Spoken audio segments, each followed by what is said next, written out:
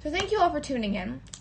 This is a live stream I've thought about doing a couple times, but I think now is a really good time because now we know where we really stand with the government. We know that Republicans are out of power in the federal government pretty much everywhere. There was this idea that was put in place in 2017 that I believe is responsible for a lot of the things I'm going to be talking about tonight. And the idea was that in order to win over new voters to the Republican side, to conservatism, what we needed to do was listen to recent former liberals who had found conservatism and had changed their voter registration, who were for Trump now.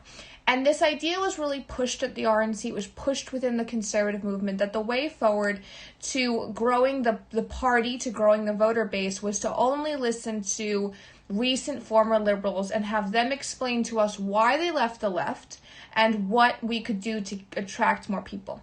Now, while I understand the thinking behind this, while I understand why some people might have thought it's a good idea to listen to former liberals, the reality is 2016 was not won for the Republicans by former liberals. It was won through the work of diehard conservatives. It was won through the work of Christian conservatives who had been in the political process for years. It was really won by serious conservatives who had been in the political conservative process for many years.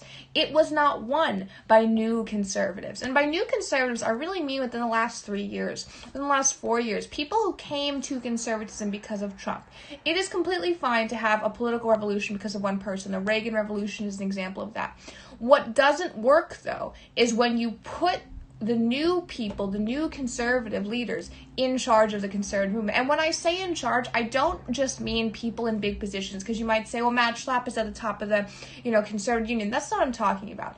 If you were a young conservative in the last 4 years and you wanted to gain a lot of traction, all of a sudden, instead of talking with people who had been diehard conservatives, people who ran policy think tanks, or people who had done great grassroots organization, instead you were talking to these new conservatives who were Instagram influencers, who were people who had never worked on campaigns, people who had no real resume within the conservative political process, but yet for some reason were organizing events where the people pushing certain people towards the White House, where the people pushing certain people towards the rest of the conservative movement.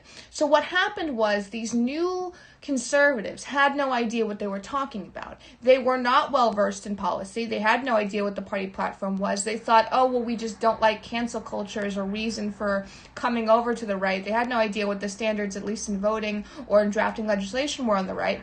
And what they did was they allowed for massive fractures within the policy platform. And that's why you've seen on Twitter so many more socially conservatives upset with more liberal-minded conservatives, because they have no cohesion. There is no policy platform, because for the last 4 years, former liberals were running the conservative movement. And the other issue with that is conservatives are not people who expect complete submission to what you believe in.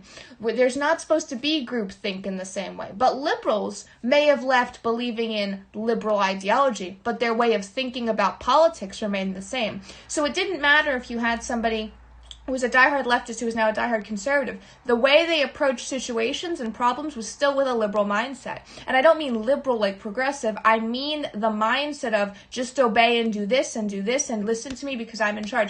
That's the kind of thinking, the kind of operation that was brought into the conservative movement. And it's not sustainable, because conservatism is not built on that. It's built on being a scholar. It's built on understanding the law. It's built on having a serious moral and ethical bedrock that sustains because of a serious group of people within the right who believe those things.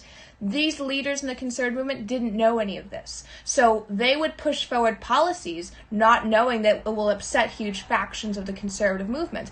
And then they had no way to heal those factions, because their mindset was, well, just obey because I'm in charge. And that's why you have so many problems that came out of CPAC, with a lot of people wondering, why are we embracing this and not embracing this as conservatives or social conservatives? Why is this happening? Because there's no clarity. And the other aspect to this, which is very, very sad, is that many voters don't know what the Republican Party stands for anymore. They don't know what the party platform is. They don't know what the policies are anymore. And that's voter confusion. It's in the title. It's voter confusion. They don't know that because these new conservatives who honestly, I don't understand what they've brought to conservatism. I don't think they've brought anything. They came in and were pretty much saying whatever it takes to win, or whatever Trump has said today is a thing we're going to run with. They had no platform. So a lot of voters are sitting around, and I know this because I've spoken to many people who feel this way. They're sitting around going, I don't know where the Republican Party stands on social issues. I don't know where the Republican Party stands on the economic issues, because sometimes we're concerned about the debt and sometimes we're not.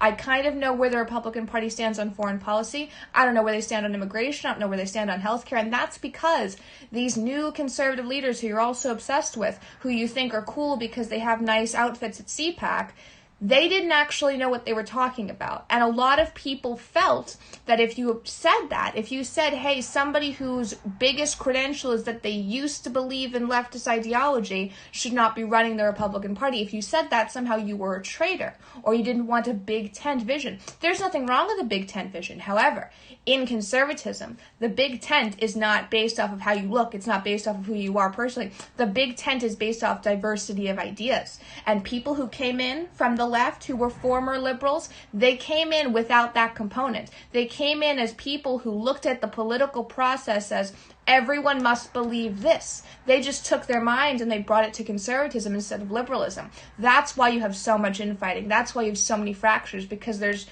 sort of a prohibiting of diversity of thought within conservatism right now, and it's not a sustainable model. So if you're wondering why you have all these problems in conservatism, it's because principled people who were running the Tea Party movement and who, helped everybody in 2014 win all those seats, and who were grassroots organizers and who ran massive nonprofit organizations, Christian organizations, they were no longer the leaders of the conservative movement for the past 4 years. Instead, people who biggest accolade was that they realized that the left was kind of crazy. They were in charge. Do we really want that kind of system? Because I know I don't.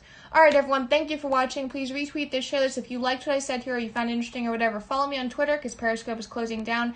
And I want you to think about whether or not you really saw, aside from some people who are in elected office, if you saw the people you thought were the leaders of the conservative movement leading within the last 4 years, or if they were replaced by people who certain people liked, or who they had better personalities with, or who were new. The biggest credential for being a well-known conservative should not be that you used to be a leftist. That doesn't make any sense. It's ridiculous, and it's brought us to this point, a point where we're not in charge of anything. And if that's winning, I don't want to be winning. Thank you, everyone. Please retweet this, share this, and tell me what you think in the comment section below, and go ahead and follow me on Twitter.